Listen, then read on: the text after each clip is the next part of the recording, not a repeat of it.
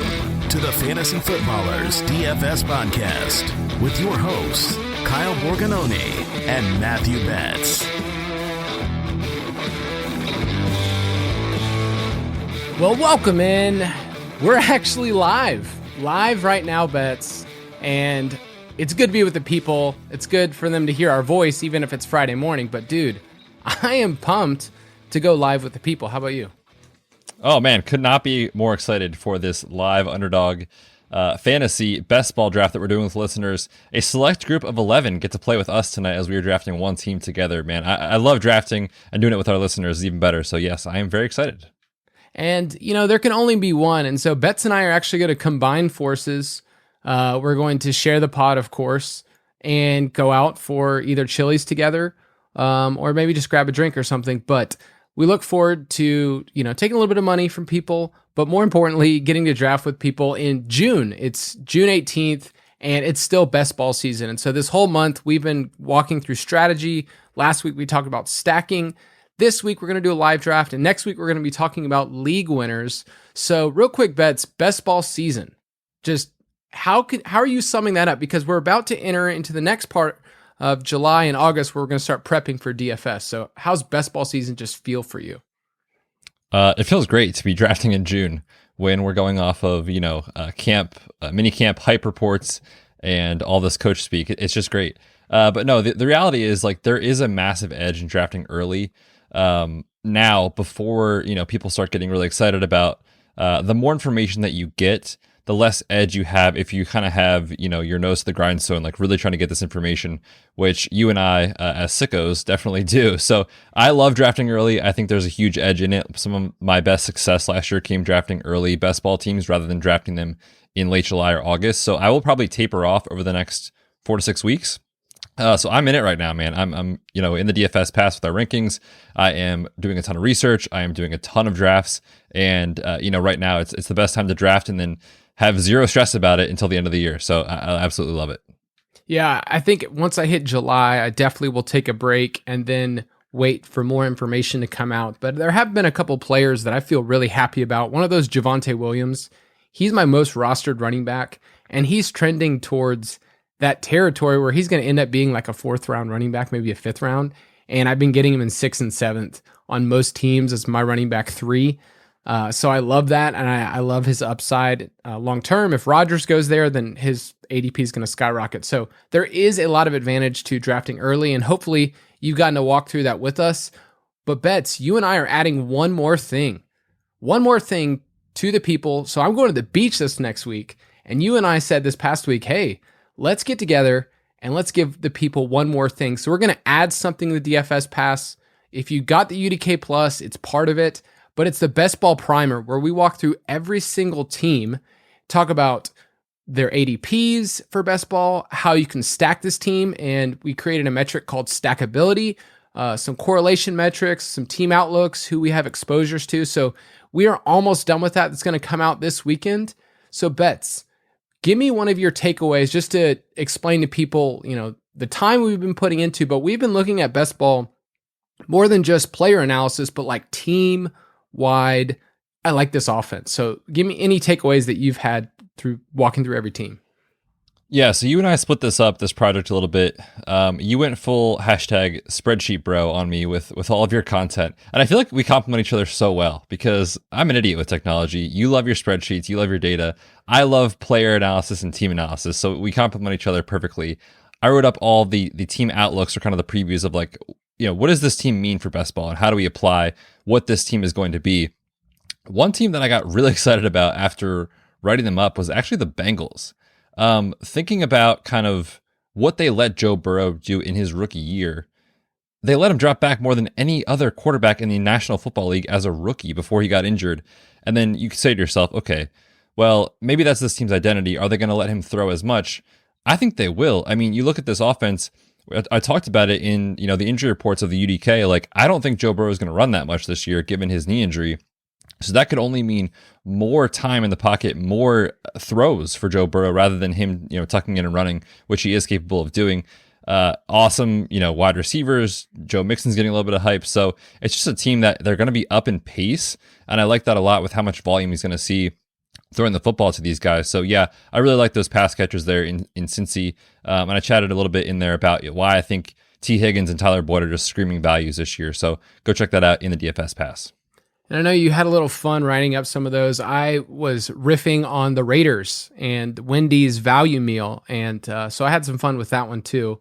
I'll just give you one quick takeaway. So one of the metrics that we have in here is every single team, we have the likelihood that you could stack this team based on your draft slots. So for instance, if you wanted to stack up the Falcons and you have a draft pick 9 or later, 9, 10, 11, or 12, it's a pretty low likelihood given the fact where Ridley's going and Pitts is going that you're not going to be able to stack that team. But if you have a pick in the first, 4 or 5, that's where Mike Davis is also going. Like that's a really good spot for the Falcons. So the point of the stackability metric is just to see where you're at and give a quick glance and say, oh, this team, their distribution is very much swayed, one way or the other.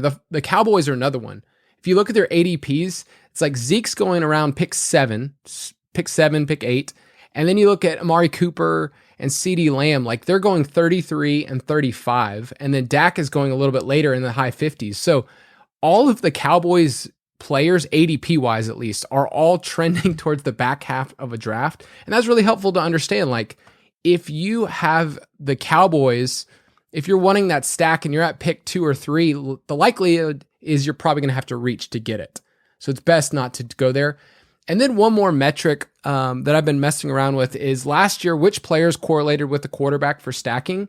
And one of the ones that were interesting for me is looking at certain running backs. So like Chase Edmonds correlated really well with Kyler Murray, while Kenyon Drake didn't. And that was really helpful for me when I was looking at my draft. I had Kyler Murray in a draft and I was going back and forth. Should I reach for Edmonds? Should I wait for James Conner? And it came to the point where I said, like, it's actually not beneficial for me to get Conner on my team because it seems like Murray so far is not correlating with the goal line running back. So we have some sweet metrics in there. If you like some spreadsheets, if you want to hang out with me, some conditional formatting between green and red colors, then that's not a bad place to go. But the Best Ball Primer is part of the UDK Plus, so it's in there. We just added it. And we think it's a great value. If you want to go to ultimatedraftkit.com, you can totally do that. But Betz, do you want to read off? Last week we said that we would give away a 3-man best ball. And I put in here a review from Daryl. And so if you want to read that review, he's going to be our winner. I would absolutely love to. The 5-star review, thank you so much for that, is titled The Must Listen to DFS Show. He says, Matthew and Kyle bring it each episode, giving you expert advice on how to play DFS. They're one of the best duos in our time, ranking up there with peanut butter and jelly, chips and salsa, birthday cake and ice cream. I mean, those 3 combos are just out of this world. Each episode is like spending an hour with your buds while gaining the upper hand each week against your opponents. That review may be like the nicest thing I've ever read. Like that could be a Hallmark card. Those 3 combos, man. I mean, peanut butter and jelly, birthday cake and ice cream. Come on, that's perfect right there. So thank you so much for that review. I look forward to playing some best ball with you. It's always good to get a review. And I even had someone else reach out and basically say like, hey, you guys actually sound good on there. Like you really sound like great people. Like I can hear your voice. So I'm really, really enjoying it. Really glad. But let's get into some best ball. Best Ball Bonanza. All right, Betz, we got to get into a fast draft. And what's crazy is, Betz, we are actually at the turn. We're at pick 12. So we've got a lot of time to talk. We've got a lot of time to muse on things. And for me, I know that being at pick 12, like we get our back up a corner and we basically get to say like, we might have to reach, Betz. I don't love doing that, but it does mean we have to do back-to-back picks. So this is great for podcasting people, but it's also... Plan this perfectly. Yes, but even better, this is something that you and I get to feel the live tilt. So the draft's going to start in about 15 seconds. So being at pick 12, Betz, is there anything on your mind that worries you? Other than our listeners being very smart people, the issue with pick 12 is just that like it's so easy in best ball to go off of ADP and kind of let that guide you. But in reality, at the turn, like ADP is kind of out the window. If there's a player who has a third down ADP and you're not going to get him because you're at the 1-2 turn and you love him, like we're not going to fault you for it, right? So like there's a lot of advantages in terms of being able to kind of get your guys, but at the same time, like you need to understand the run until your next pick is so long that ADP is sort of out the window to a degree, and you can kind of be a little bit more willing to go off the script a little bit, which I think is fun. Okay, so beginning of the draft went pretty predictably. McCaffrey, Cook, Henry, Kamara, Elliott, Taylor. I mean, the running backs are going off the board. Kelsey just went at pick 7. Are you feeling like with all these running backs, like it's possible for us to go wide receiver? I think it's possible. I've also actually had a couple of drafts where I've been at the back of the first and then obviously early second that you just double tap running back and you get, like an Austin Eckler, Aaron Jones, an Austin Eckler, Joe Mixon. Like that kind of start is really intriguing. But if there's wide receivers that we absolutely love, I'm totally fine on that as well. All right. So we're up in 2 picks right now. Akers, Chubb, Eckler, Diggs, Jones are on the board. Eckler just went. So Betz, you and I are about to be on the board. And we will have back-to-back picks, and then I'll get to give my lovely commentary to the people. So Akers just went off the board. We have Chubb, Diggs, Jones, Mixon, and then Devontae Adams is also on the board. So those are the top for me. Who would you feel like we must take? Yeah, for me, it's between Nick Chubb and Aaron Jones. They have the same bye week, so I think we should take one of whoever you prefer. We'll take one of those and then maybe come back with Mixon. Okay, I think we should definitely. I'm going to go with Chubb. I believe in the offense and where we can get him right here. And then I'm going to, for these next 30 seconds, I'm going to muse on what's the biggest difference between us going with a wide receiver like Adams or Diggs, who we believe could be the number 1, or Mixon. To me, the running back tier is going to drop off real quick by the time we get back up on the last pick of the 3rd round. And that's that dead zone that we don't want to be in. So I would prefer to go running back here. That's my personal strategy. And for me, it's probably Mixon with this pick. All right, I'm going to go Mixon just because there's too much up in the air with Adams and Aaron Rodgers. We obviously love Diggs, but I think there's going to be a little bit of regression that we both think is going to happen with him and Josh Allen. So we start off pretty robust bets. I mean, that's us. We're big guys, big, huge dudes. We start off with Chubb and Mixon at the 112 and the 2-1. So now let me ask you real quick for our listeners. I made the point. I was like, I don't want to take Jones and Chubb because they have the same bye week. Do you think that's the right approach, or are you saying bye weeks don't matter this early? That you can totally take 2 running backs with the same bye week, and I'll explain to you why in a sec why I said that. I'm actually okay with it. It wouldn't have bothered me. I actually have Jones higher in my rankings. So if I was just going by our rankings, I think I would have done that. But yeah, I think if I would have gone a step further, I might have said Bengals, I'm a little bit more down. We reached a little bit. I think his ADP is 15.3. So we reached just a little bit, but I think he's right in that range where it's either coin flip, honestly, between Mixon and Jones. Yeah, and the reason I said it is because when you put this much draft capital into the running back position in best ball, your first 2 picks, you are basically saying, I'm relying on these 2 players to be my scoring running backs most weeks. So like, if that is the case and we're expecting this to happen, I want Mixon and Chubb to be those 2 guys that are giving us those, double-digit fantasy points with high upside every single week. And so if you take guys that have the same bye week, but they're kind of in that same tier, like to me, it allows you to be like, okay, we're good at running back for a long time, and then we don't even have to think about it. Whereas like, if you took Jones, you took Chubb, like you would know that there's that week where you don't have that guy. But I could see the argument both ways. I like going with the situation though, where you can kind of be like, I know the situation. We're good for 3, 4, 5, 6 rounds on running back. I also think it sets us up to have some values with our stacks. When you think about Cleveland, we have Chubb. Baker, we could wait a long time if we wanted to stack him. Burrow's not going till the 9th round. I mean, we obviously don't have to stack Browns or Bengals based on this. And looking this up, Mixon and Burrow had a bunch of negative correlations. So right now, these two players are telling me, hey, whatever wide receivers we get or tight ends, like that's where I want to go in terms of stacking. So we'll see what wide receivers are there for us. So I'll read off the second round. After Mixon was Diggs, Antonio Gibson, Aaron Jones, Calvin Ridley, Najee Harris, DeAndre Hopkins, CEH, Devontae Adams, AJ Brown, Justin Jefferson, and DK Metcalf. Any pick or any combination you've seen through the first two rounds that stands out to you? Yeah, we got to give a shout out to, what is the name here? G. Neely FF with the double wide receivers start here with Tyreek Hill and Calvin Ridley is a way to get different for sure in best ball, but you could argue it's the strongest pairing of the first two rounds there. For sure. I would love if somebody like Kittle fell all the way to us. Waller just went off the board at 3-3. I don't think he'll make it all the way back. But I think if we had a strong start of two awesome running backs and a tight end, then we'd only need two tight ends for our build. And I think we could do that. So we still have about 7 picks. Who else on the board do you like? What wide receivers?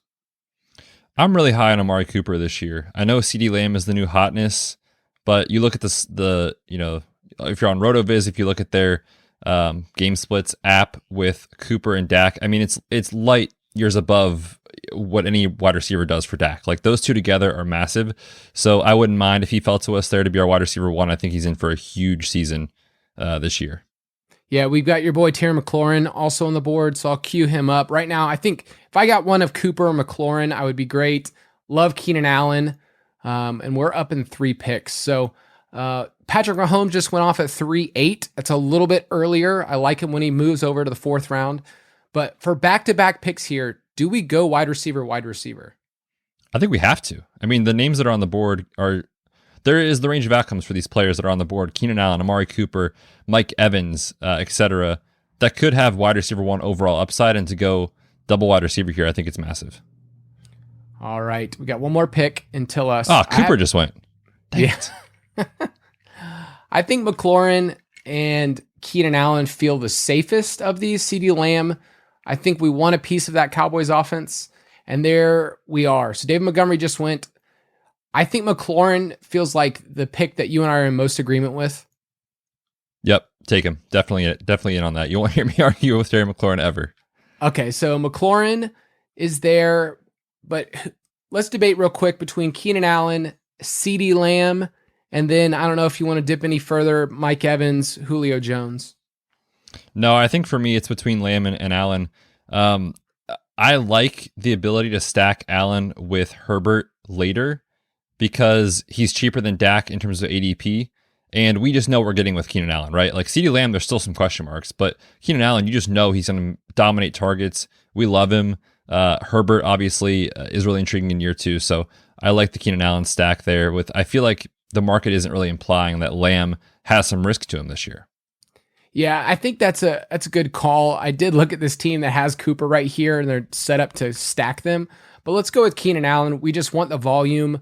I feel like our team so far is a safe team. Like we have Chubb, we have Mixon, we have McLaurin and Keenan Allen. Like I feel like we know who the number 1 wide receivers are for the team. We have them. And then we have a couple running backs that are going to get awesome workloads. And Chubb, we're both huge fans. I should have worn my Nick Chubb shirt tonight. Or my Keenan Allen jersey. What was I thinking? You failed, dude. You failed the podcast.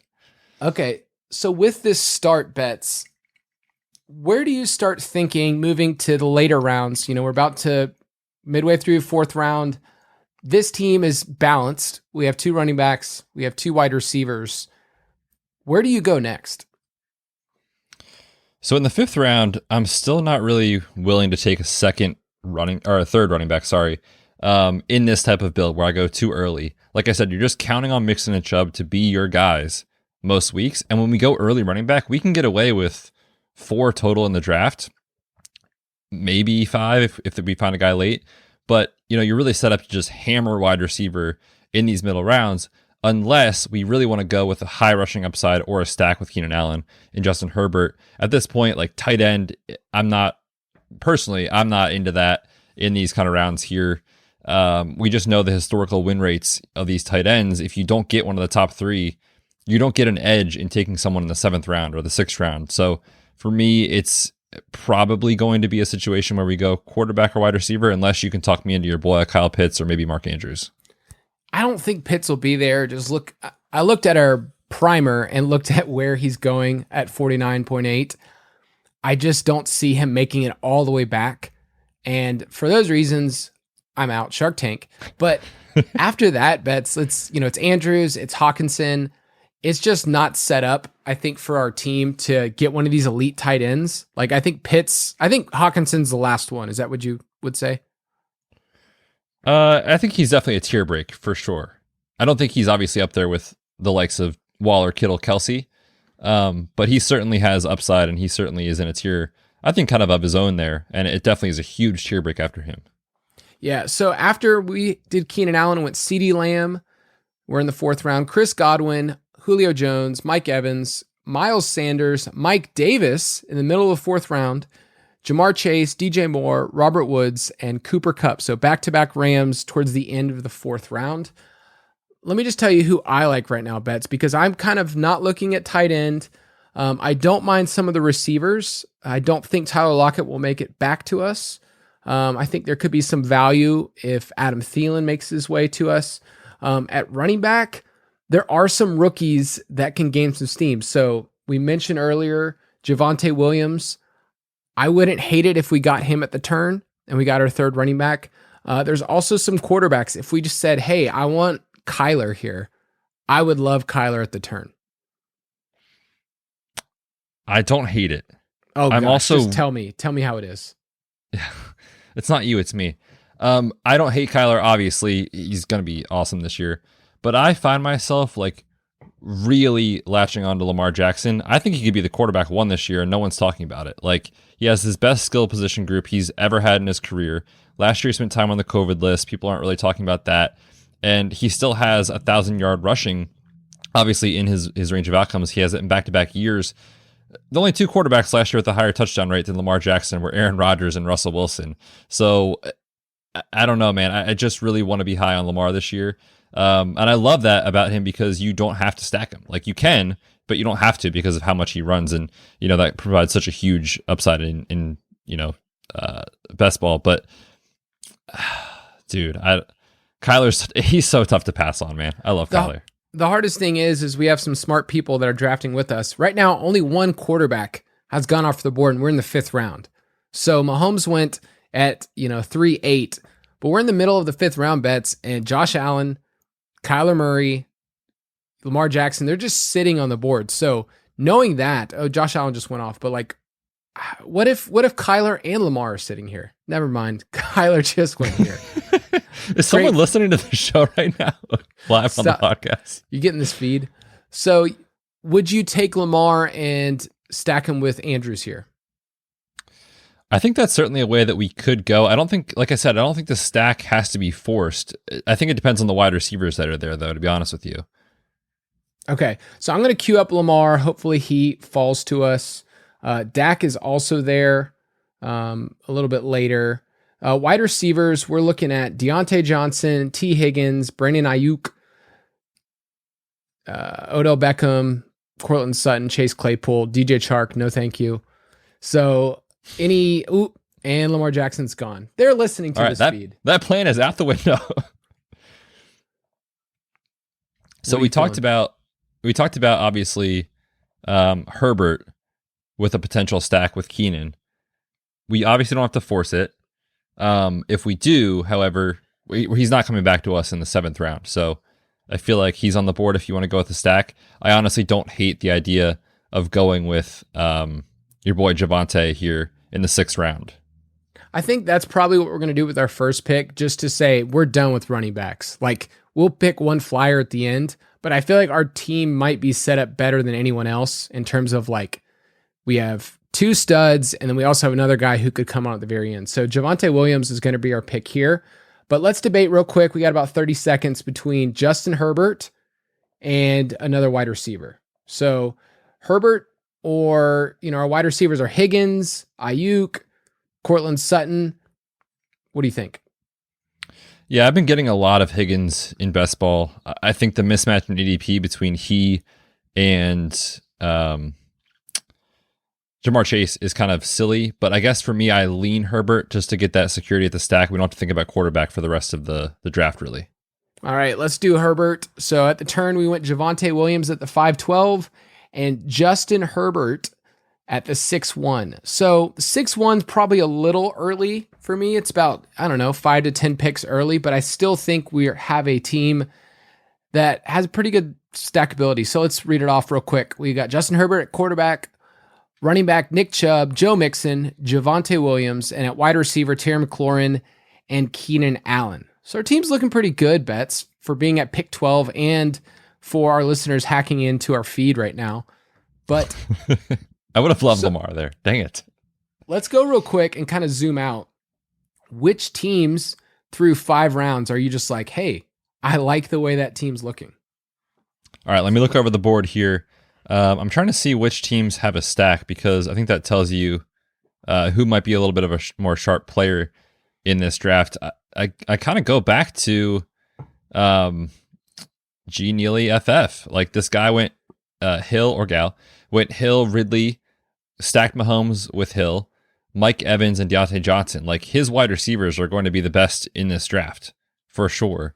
The running back obviously is weak. He's going to go 0 RB build. But if you take those guys that have upside to get there, I like that a lot.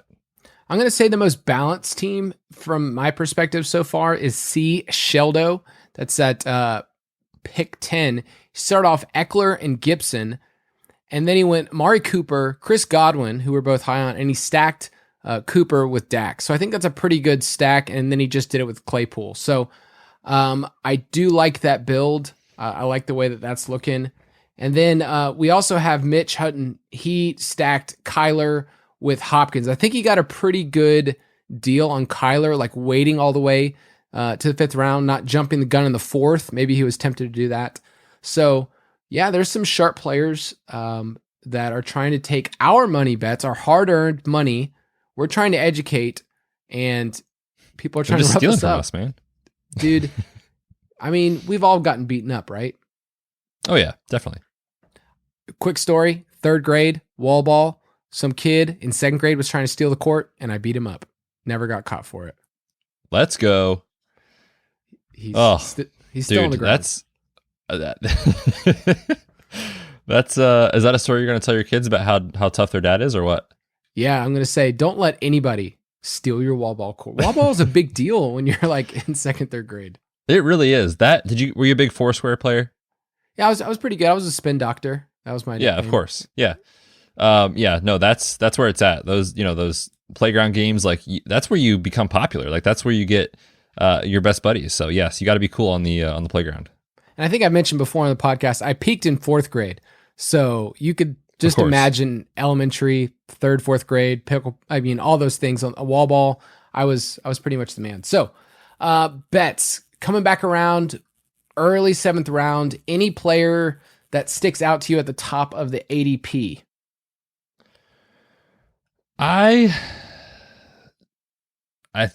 So this is the part of the draft that clearly you can hear my hesitation. There are players that I like a lot that I think I would rather take later, but I know because we're at the term, we're not going to be able to do that. For example, like Curtis Samuel, I love. We have McLaurin, so if we wanted to go with a full Washington stack, we could. I think Michael Gallup is just a screaming value this year based off of kind of what he was last year in ADP, and now people don't want him. We talked about the Cowboys. They're one of our favorite stacks and favorite teams in general. So those two guys really stick out to me. I know you're high as well on Jerry Jeudy. My question for us is at tight end. We've punted the position. Clearly this is, we didn't like any of the values. We're both pretty high on Tyler Higbee. If we don't get him here, I don't think he's coming back to us. So is that a bit of a reach in the 8th? I think it probably is. I think the wide receiver opportunity cost here is pretty huge when you look at kind of who goes in like 9th, 10th, 11th round at wide receiver. I mean, it gets ugly quick. So there's still guys that I'm excited about. Excited about Tyler Boyd, excited about Jerry Jeudy, Debo, Michael Gallup, Curtis Samuel. If we could go 2 of those guys, I would feel way more confident in our wide receiver core compared to that one tight end. Well, Higbee already went off the board at 7-10, so apparently we didn't even have a shot at him. Perfect. And is there anyone else that you would consider at tight end? Dallas Goedert was somebody that I was looking at. He's still on the board right now. He's the only one that we could say he could be the one in the offense. So I think that's my only debate right here. But we're on the clock, and our three queued up are Jerry Jeudy, Curtis Samuel, and Dallas Goedert. So who's the first for you? I think for me, I'm really excited about what Jerry Jeudy could be, assuming we get competent quarterback play. I know that's a lot, but I think Teddy Bridgewater is going to start more games than Drew Lock, and he's been a guy who's been able to deliver the football to pass catchers and make it happen. We saw him support both Robbie Anderson and DJ Moore last year, and Mike Davis for fantasy. So it's not like Teddy is just going to check down all the time. I think he can support these guys for sure. And then the other one that I was talking about earlier was Curtis Samuel. We get that Washington stack. I'm way higher on them than you, so I understand if you don't want to go there. But for me, he would be the pick here. I think I lean towards Goddard because all right, let's do it. There's just not going to be another tight end in the next 15 picks that I would say they could go off for us. So I can't believe you just passed on your my guy last year. I know. Kyle, this was Kyle's my guy. He put his heart on the line with Curtis Samuel, who had a great year, and now he's just like, oh, he's fine. Yeah, no, we don't need him. No, it's fine. We'll take Dallas Goedert instead of him. Come on, Kyle. I took an Eagles player over Curtis Samuel. And the Eagles aren't going to be good. I know. That's why Dallas Goedert hopefully will bail us out. I just like the value. We got him a little past his ADP. And honestly, look at the other tight ends bets. Is it going to be Noah Fant? Is it going to be Logan Thomas, who we're super down on? It's not Big Irv. Is it your boy Mike Gesicki? I'll never quit Mike Gesicki. He could be like a third stringer somewhere one day. I'm just like, this is the year. Here we go. Penn State bias. Sad times. Well, now, yeah, exactly, Penn State bias. But now he's probably off our board, right? Like looking at tight end, like I don't want to take a 0 from a tight end every week. He's got the same bye week as our boy Dallas Goedert. So unfortunately, it's sad times for the Gesicki truther out there and me that we probably won't have him. Mike Goose Sicky. The dude knows how to put up a goose egg. I feel. But dude, did you see his player profile on the site? I did. That athletic testing, whoo, that is impressive. If we got points, if you want someone to run a sprint, it's him. If we got points for that, we would. Christine Michael, these players, McKinnon. Jeff Janis, like they'd be in the league still. Oh yeah. All right, our team is looking pretty solid. It's balanced bets. Like we didn't go over the top, despite being at the end. We actually waited. I feel like we don't have to do anything at running back. Is that how you feel right now? 100%. Yeah, you're looking in this zone where this is the 0 RB zone. Like if you're looking for backups or you're looking for pass catching backs, they're going to fall in this 9, 10, 11 round. We have 3 guys that I feel super confident about, and there's no one really on this list that I feel provides value to this team. Like how often is Zach Moss going to outscore Nick Chubb and Joe Mixon? 1 week, So for me, it's not even close for running back here. We got to be looking most likely at wide receiver. Yeah, I mean, Zach Moss, he's out of the league next year anyways, so it's totally fine. We'll see. No, technically he won't be because he's still on his rookie deal, but you know what I mean. It is rough. When you start getting in the 90s and early 100s ADP, you're looking at Fournette, Melvin Gordon, Zach Moss, Ronald Jones, James Conner, Gus Edwards. Like, okay, yes, if you want to do 0 RB, good luck. But I don't feel super great about this group. So I feel good about our builds right now. At quarterback right now, Aaron Rodgers, Trevor Lawrence, Trey Lance, Matt Ryan, Justin Fields. Any thoughts on that group? The thing that I like about what we have with Herbert is he just feels pretty safe. So I like with our QB2, whenever the time comes, to just shoot for the moon. And to me, the names on the list, Trey Lance sticks out like a sore thumb. Have you seen their final 3 weeks in terms of the schedule? No. So when you're talking best ball underdog, best ball tournament underdog, that's not this setup for us. But you got to think about, okay, like if this team reaches their ceiling and he takes over late in the year, their 3 matchups for the quote unquote playoffs in this tournament are as follows: the Houston Texans, the Tennessee Titans. I'm trying to pull it up as I'm talking, and please hold. Where is it? Hold on. Kyle, play some music for me. I mean, I have a soothing voice. The Falcons.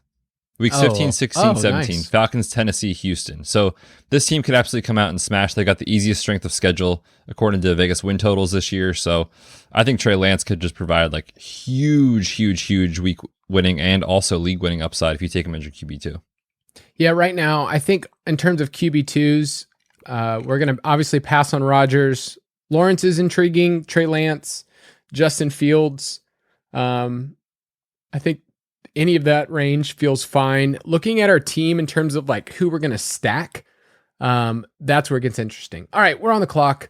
Wide receivers bets. We have Russell Gage, Devontae Parker, Corey Davis, our boy Marvin Jones, Henry Ruggs already got taken. Man, people are sniping our guys. Anybody stand out to you? I think Gage is safe. He's going to give us those PPR weeks. I think he's fine here. He also is a different bye week, which fits well. So I think he's a good play just because he's going to be running a ton of routes. He's going to be the wide receiver 2 for that team. And then looking at the rest of the list here, it's sort of shoot your shot with who do you like and how does it fit your build. And for us, there's not really anyone else specifically that I like for stacking with Herbert or like stacking later. So I'm almost intrigued that we just go with our guy and Trey Lance with the Russian quarterback. We love a good Russian quarterback. No, I'm gonna agree with you, man. I just think that we are set up where all those wide receivers are the same right there. Like we could have taken Corey Davis, we could have taken Rashad Bateman, but it didn't really correlate with our team. Like there was nothing else on there that says like we have to take this player. So I felt good. Right now, with our 2 quarterbacks being Herbert and Trey Lance, are we just done with quarterback? We're done. Lock it up. Don't even think twice about it. Okay, so this team is good, guys. This team is looking good from 12 spot. We have Justin Herbert and Trey Lance. This team is very good.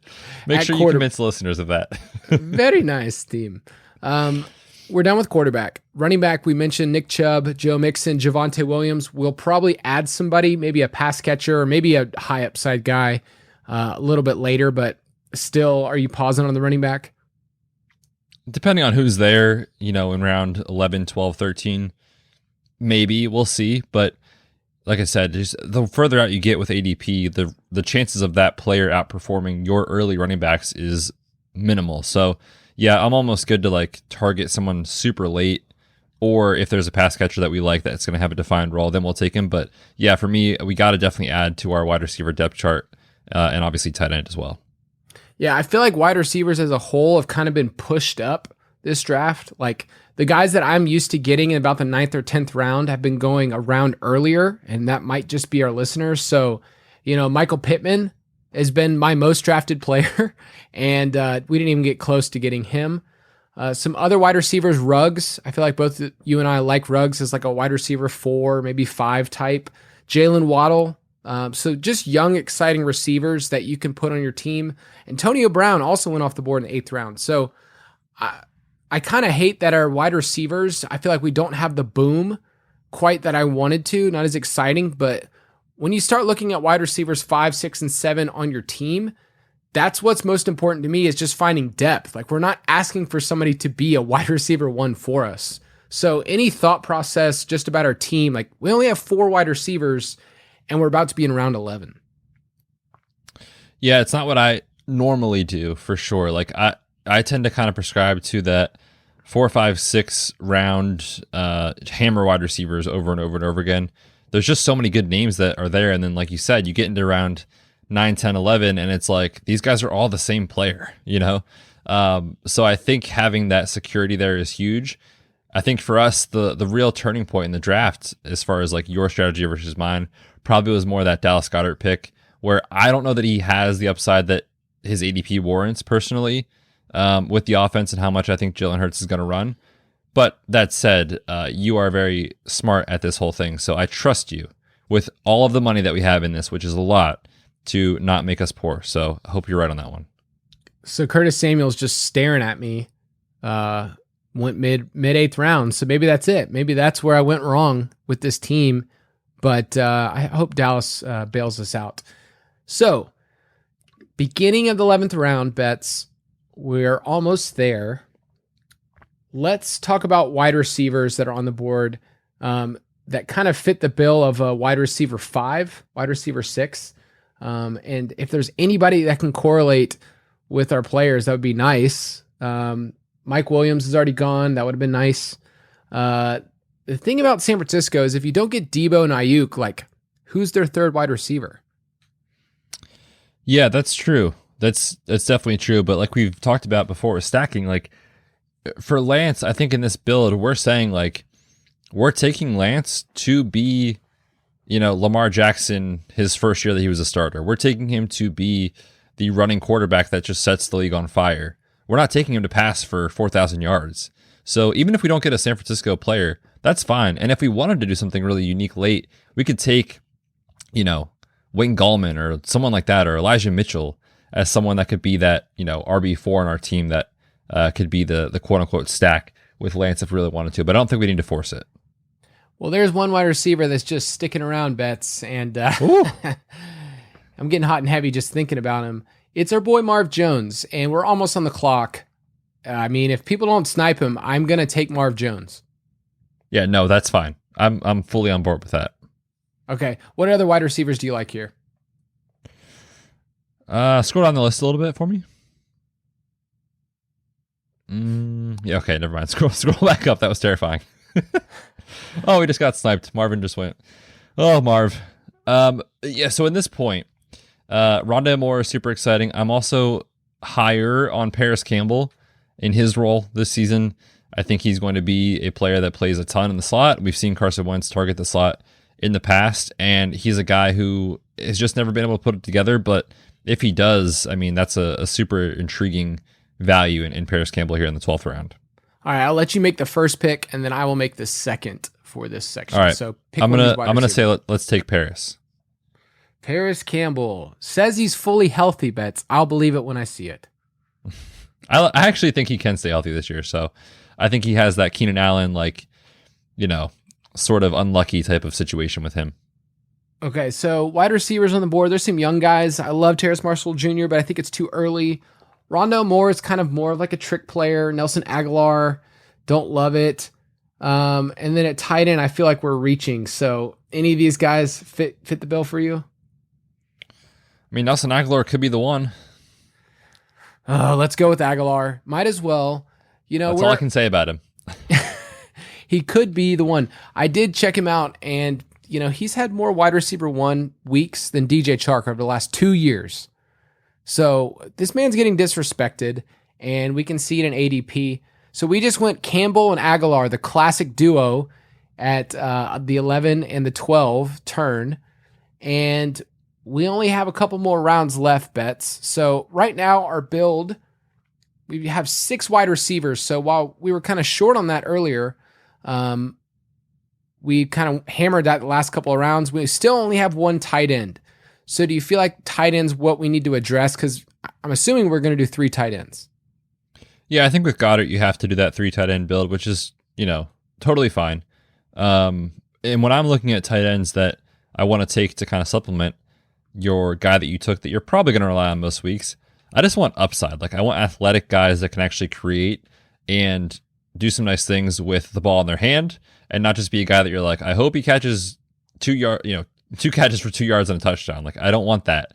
So guys that I'm looking at are Jonnu Smith, who could correlate with a New England build if they do actually go a little more pass heavy than we think, or Mac Jones plays more than we think and they let him throw. I'm also really intrigued, and I'm such a sicko by saying this, that Jared Cook is a guy that correlates with our stack with Keenan and Herbert, and there's a ton of targets to go around for the touchdowns, right? Like, Keenan is not going to get it all. Mike Williams is kind of been inconsistent. Hunter Henry's out of the door. So are we going to take Jared Cook? I don't want to do it. I feel like with Jared Cook, I'm fine with it, but I'm probably going to wait and see what else happens in terms of tight he's ends. like 15th, 16th, 17th round. Yeah, which is great. Like if he's our tight end, if he's a tight end 2 or 3, that's fine in terms of what we're doing here. I'm going to look back at the running backs because we've kind of forgotten about them. And we're at the point where we started getting around 13, 14, 15, where we need at least a fourth running back. I'm okay if people want to do 5, but ours looks great. So we only need 4. Any of these running backs you interested in that you think has upside? There's not a lot of upside here in this position, but I think when you're talking about what upside means in this point, you're not looking for the RB1. Like, you're looking for guys that can give you RB3 weeks that maybe slide into your flex once in a while. So guys that I'm looking at that kind of fit that bill for me potentially is Devin Singletary, plays on a good offense. We've seen him used in the passing game before. Or the market is assuming that Moore, that's wide receiver. Michael Carter, for the Jets is the starting running back, where Tevin Coleman has familiarity with his coaching staff and the system from San Francisco as they come to New York. So he's a guy that I think is a totally fine RB4 later in the draft for sure. Yeah, Tevin Coleman I have in a couple of different teams as an RB4. Maybe you'll get more run than you think. He's probably not going to hurt your team this late. So a couple of tight ends just went off the board. So Ingrid and Tanyan. So the tight end pool is kind of drying up a little bit. Right now it's Gronkowski, your boy Ferkser, Jarwin, and Henry and Cook. And yeah, Jonnu went off the board too. So do you feel like we have to get a tight end? Not at this point. That just is like, we're taking guys that are just going to, we're here for the opportunity cost, right? Like, you wrote a lot about that in the DFS Pass. We talked about it a lot. Like, these guys that are going in the 15th, 16th, 17th, 18th round, they're not going to sink your team. You're looking for guys that can kind of support your team. And if we reach for a tight end here, I don't think it's going to help our team. I will say you can also even go super late. We could correlate this guy with Russell Gage. If we wanted to go really late in the 18th round, like, Hayden Hurst is going to play a lot for the Falcons. So even though we're not stacking it with Matt Ryan, there's data that shows that you can still stack players without the quarterback, and it does correlate. So he's an intriguing name to maybe target for like a tight end 3 later in the draft. I love that. And I love that in big tournaments, the ones that we've been playing in. Like, Hurst is somebody that's getting written off. He's not going to have any, like, the dude could easily fall into like 6-7 touchdowns. Like, that's totally possible. And that's going to help you at the tight end position. So we're up in a couple of picks. I'm actually going to cue a player that I think has upside in an offense we like, and that's Devin Singletary. Last year, he correlated way better than Zach Moss with Josh Allen. He wasn't a great win rate player because he didn't have quite the same boom weeks, but let's say that flips this year. Like who's to say that Devin Singletary doesn't outplay Zach Moss? So I like Singletary as like somebody that I could actually see get a little bit of run. So that's what's intriguing to me. So I'm going to take Singletary as our 4th running back, and we're done. Love it. All right. So what do you see in terms of wide receivers or maybe tight ends? Ew. Not great things, to be honest with you. I think if we want to kind of keep that Buffalo train going, like, Emmanuel Sanders is going to have a lot of usable weeks for sure. I also think Traquan Smith is intriguing if it's Jameis Winston starting, which we don't know. I'm not in on Denzel Mims. There's a lot of negativity. Jamison Crowder is always undervalued. So at this point, I think it makes sense to just kind of go with someone that you think is going to have usable weeks. And for me, that's Emmanuel Sanders or Traquan Smith.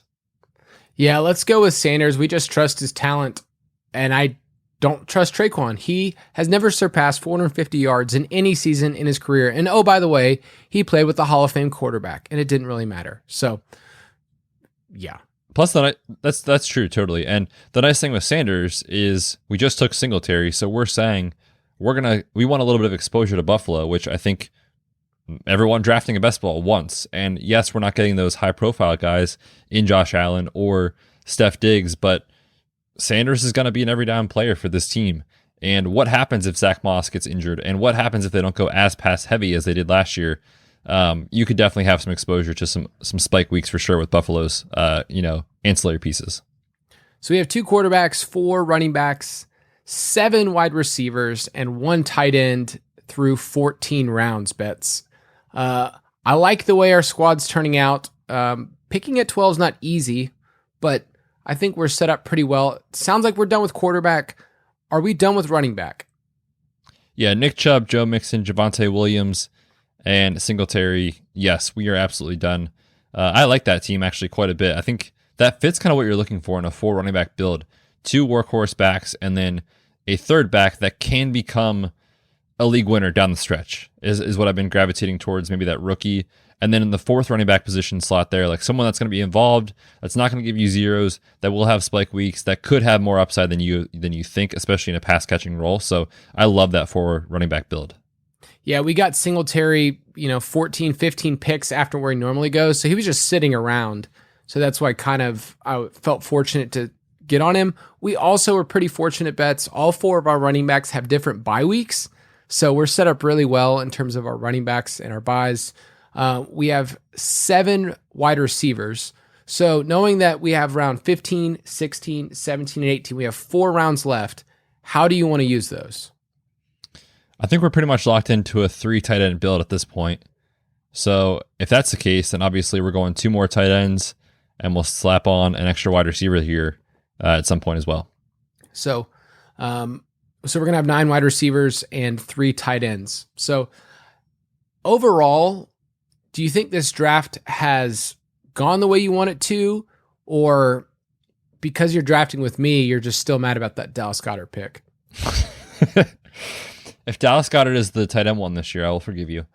Overall, I really do like this squad. I think we may have missed out on a little bit of a tier in terms of the wide receivers. But the nice thing about Best Ball, and this is kind of where people get off track, is like your wide receiver core, because you're not investing early in the 1st, 2nd, 3rd round of these drafts with your wide receiver, if that's your build, you're making up for a lack of quality with high quantity. So to walk away with this draft with 9 wide receivers, I feel like most weeks we have guys that are going to play a ton of snaps that are going to be on the field that if they get the targets and they produce, like this team is going to do really well. So there was a bit of a tight end run here in round 14, classic round 14 run. Ferkser went, then Jared Cook, which hurts, Hunter Henry, and Blake Jarwin. So 4 tight ends, Betts. I thought that maybe one of those guys would fall to us, but we're really going to have to make up some ground with our tight end position because there's some teams that, are built pretty well. They've got Kelsey, they've got Andrews.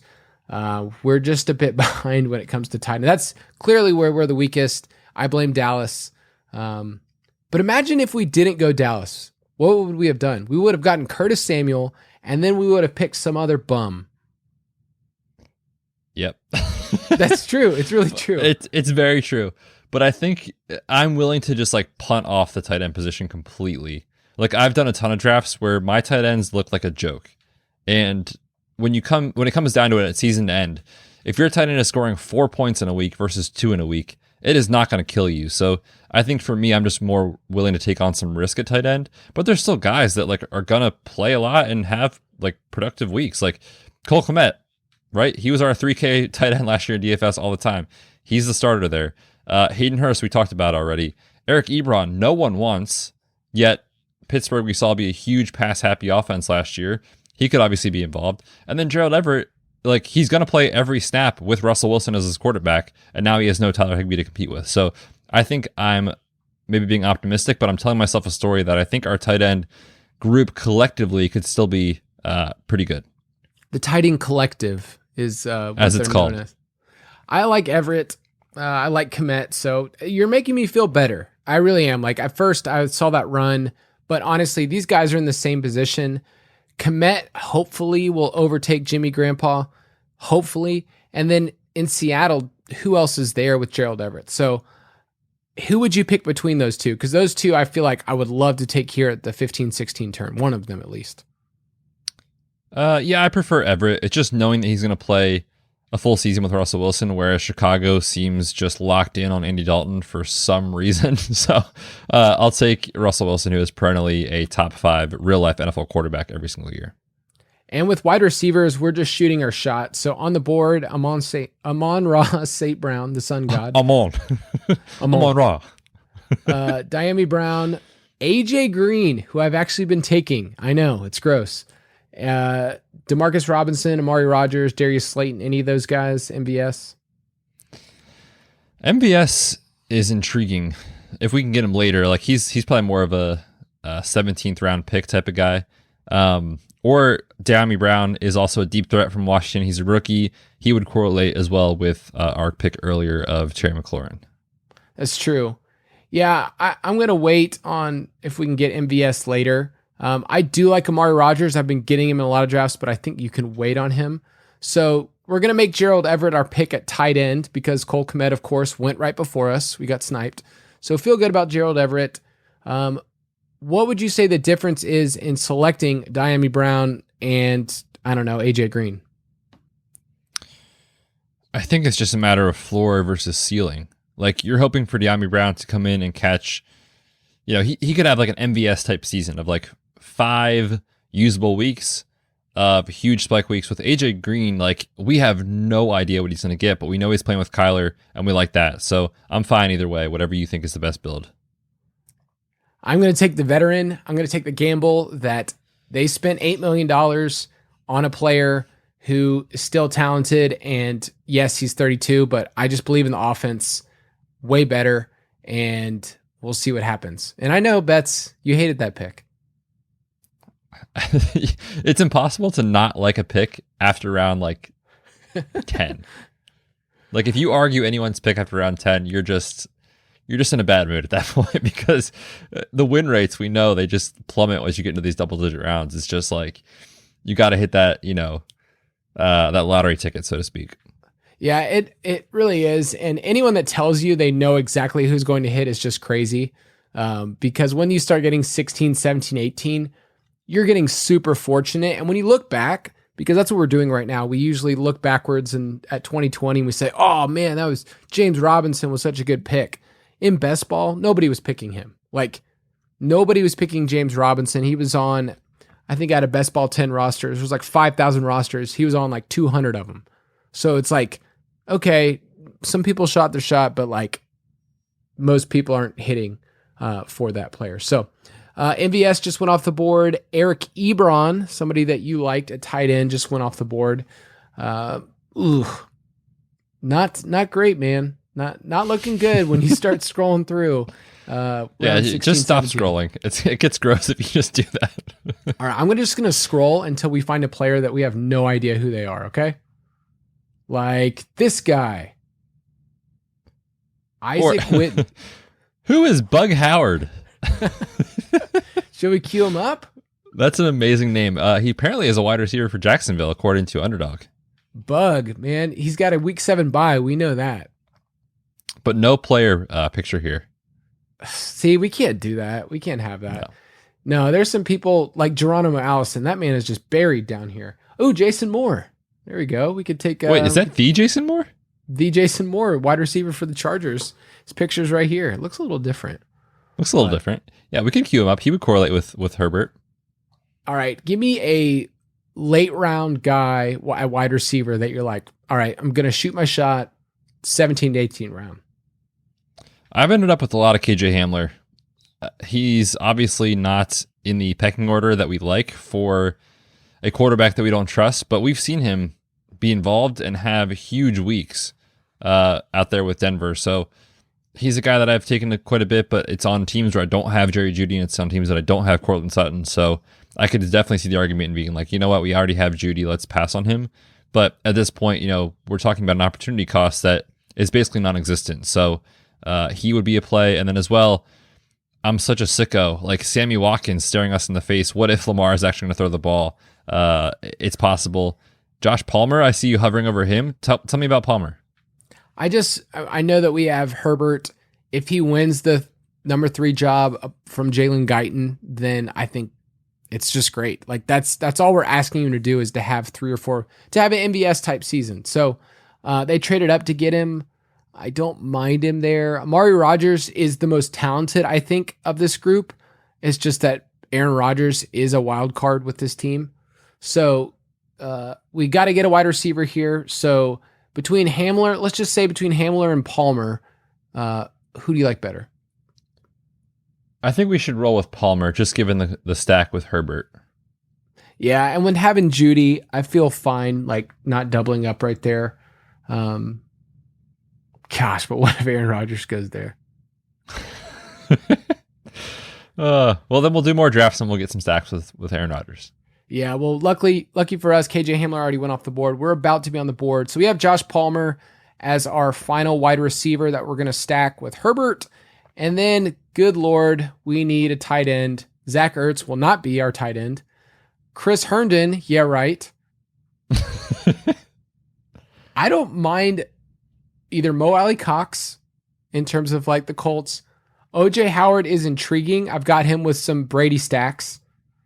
Anybody else? Donald Parham? Dude, what about Dan Arnold, the postman? You know, he's a player in the NFL. That is very true. I mean, there's actually some hype coming out of minicamp. Again, it's minicamp, but his tight end, he's our tight end 3. The bye week is different than Goddard and Everett. Mo Alley Cox, I think, could be intriguing. He's a 14th bye week as well. So for me, it's either Mo Alley Cox or Dan Arnold. Dude, let's go with the postman on this one. I mean, everyone saw this pick for a long time. We did. From the very beginning, we knew that Dan Arnold would be our final pick. So, all right, we just took your boy. Let's go over this beautiful our boy Sam Darnold to D Arnold. That's our boy. Let's go over this roster, Betz, and you can tell me the strengths and the weaknesses. And then as draft is ending, let's look at the big board and we'll give a couple of teams that we really like. So we have Justin Herbert, Trey Lance at quarterback. At running back, we have Nick Chubb, Joe Mixon, Javonte Williams, and Devin Singletary. At wide receiver, Terry McLaurin, Keenan Allen, who is so smooth. Oh, love Keenan Allen. Jerry Jeudy, Russell Gage, Paris Campbell, Nelson Aguilar, Emmanuel Sanders, and AJ Green, a couple of old dudes, and then Josh Palmer. And then at tight end, we have the tight end 1, Dallas Goedert, the GOAT, Gerald Everett, and the postman, Dan Arnold. So give me some strengths and some weaknesses about this beautiful squad. I love our quarterbacks. I love our running backs. You talk about 2 guys that both of these guys legitimately could finish inside the top 3 at quarterback in Herbert and Lance, assuming everything goes right. And then the running backs, you just got to feel super strong about Chubb, Mixon, Javonte Williams as the 3. Singletary's fine as the 4, like we talked about. So I love that. Wide receiver, it could be better. I think it definitely could be actually a lot better. We have McLaurin as our 1 and Keenan Allen as our 2. And then from there, it's a bunch of guys that, like we said, they're going to be on the field a bunch. They're going to see some targets, but you're not super excited about them. And that's why you take a ton of them to make up for the lack of quality with the quantity. So that's definitely a weakness. And then, dude, our tight ends might be the worst in this draft. We have depth. I will say this: when I look at our wide receivers, we don't have like touchdown guys. Like McLaurin and Keenan Allen, I wouldn't say are touchdown guys. Like McLaurin could hit 10, but we know what Keenan Allen is. He's like a 6-7 touchdown guy. Who knows with Jeudy? Gage probably isn't going to be a touchdown guy.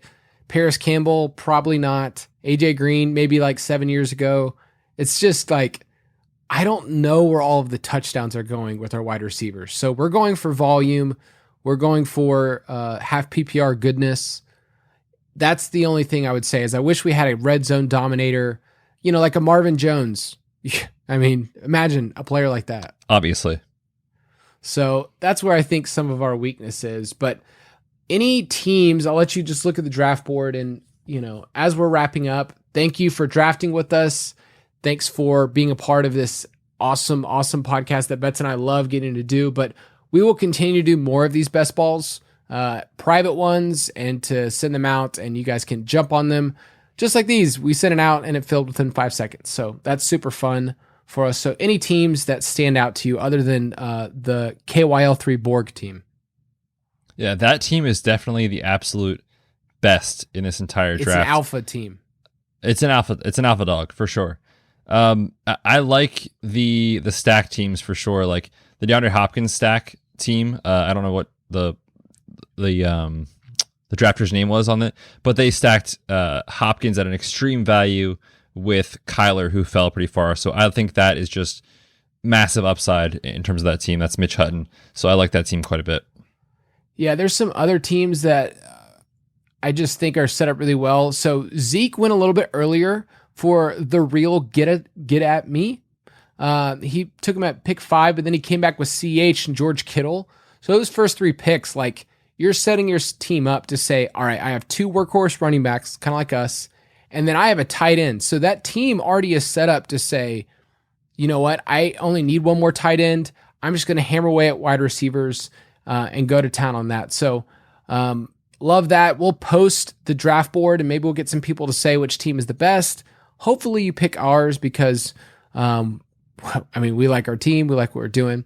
So thank you for being with us. Live draft. It's super fun for us to be a part of this.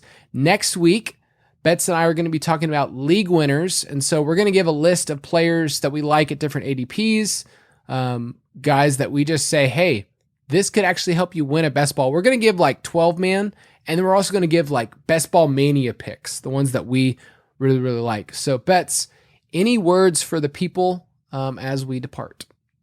This was fun, man. This is a lot of fun. I feel like this was unique experience for sure to be able to watch our listeners take our picks right out from under us during this, but it was fun.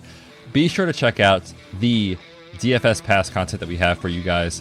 Always adding value. Check out the Best Ball Primer. A ton of work went into it. We hope it helps you guys. Go check it out. Have a good weekend.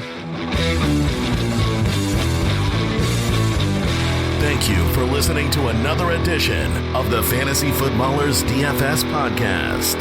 Don't forget to visit us on the web at www.thefantasyfootballers.com.